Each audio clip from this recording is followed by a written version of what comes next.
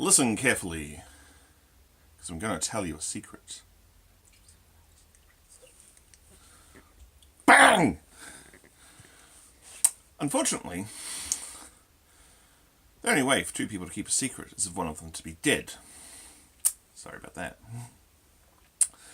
And that is today's topic, keeping a secret in RPGs. Now, I'm sure you've all met that player. The one who's got the deep dark secret. The one who is secretly the traitor, and they know they're the traitor, and they think they're all so clever because no one else has guessed that they're the traitor. Never mind that. There's no way any of the other players could pull that out of the ether. It's not like any of us are mind readers. Although, once you've met that player, you begin to recognise the signs. You go, oh yeah, you're a traitor, aren't you? Let's just kill you now. Let's just off you now. Because your last 6 characters were traitors. Let's guess this one is too. Albeit, bye. So don't keep those sort of secrets. Because they're not fun. Fighting against the party, if you're not playing a game Paranoia, is not fun. It will just lead to arguments, acrimony, and bad feelings. Don't do it. If you think you've got a good reason why you should do it, don't do it. I'm sorry, you're wrong. But what sort of secrets can you have that are good? Well, characters can have secrets from themselves. After all, there are many. If your characters are anything like real people, then there are probably things in their past which have led to unforeseen consequences, things they don't remember. The adventuress who spurned the local lord now has an enemy in that local lord's son, and he is out to get her. Now, the character does not know that there is an enemy going in for them. The player does. Because the player has, cannily enough, if they're playing GURPS, written enemy in their flaws sheet and given it a frequency and got a points cost for it. Or they are playing a supers game, and they've done pretty much the same thing. And often in these games there are bonuses or penalties for having an unknown enemy. The enemy who comes out of the blue and surprises them. And of course, if you're that player, then ham it up when when your expected bad guy turns up. That's a good secret to have. Or an old lover who turns up. Or a child you never knew you had. That one fling your character had before they became an adventurer, or before the campaign began.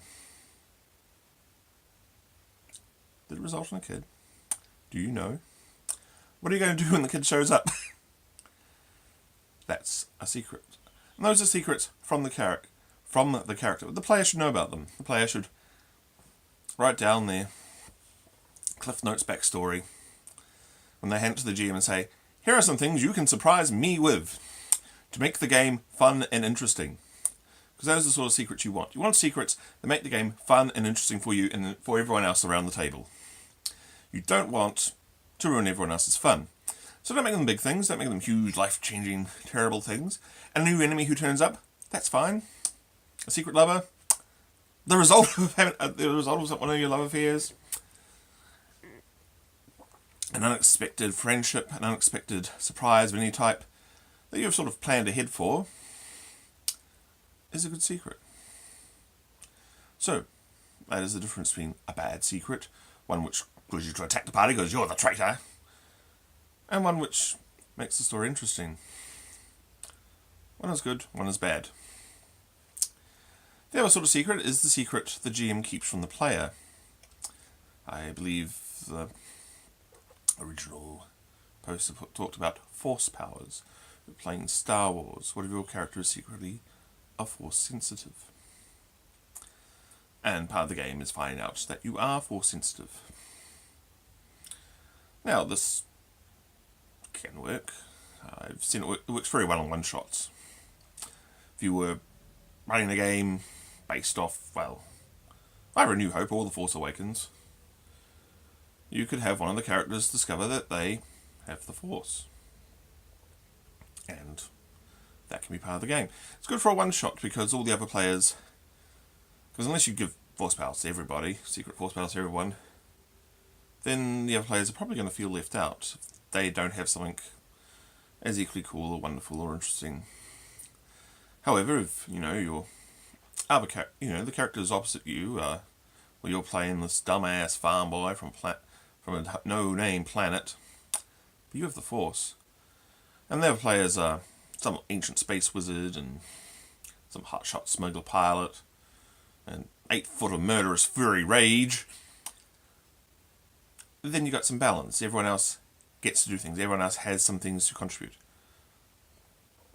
I am one of the other characters is a multi-purpose, all-function robot.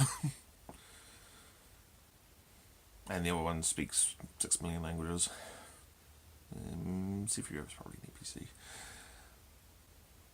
And the other one's a badass noble, rebel leader. That's all, those are all cool things to balance off not having Force powers. But for a longer campaign, I would probably secretly choose that all the PCs have the potential to be with the Force. After all, they're all heroes. And if you plan that as a GM, then write down a secret trigger for each of them. Some sort of stress point, or some way of awakening it, or some way of learning about it. Of course, once one person discovers they've got the Force, the others are going to probably start looking for it. Players are players, after all. But that's probably how to handle that.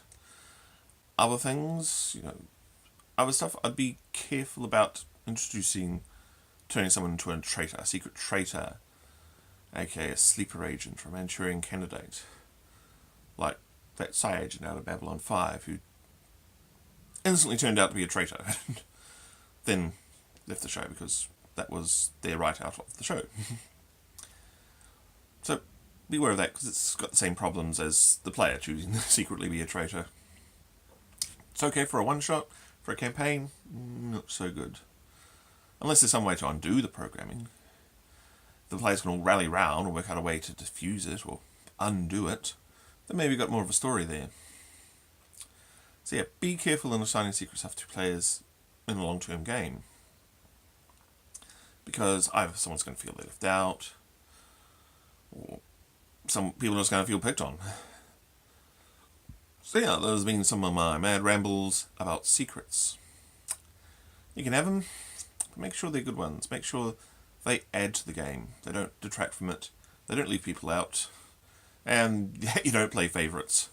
Don't just give one person Force powers, because that's going to end badly. Anyway, thank you.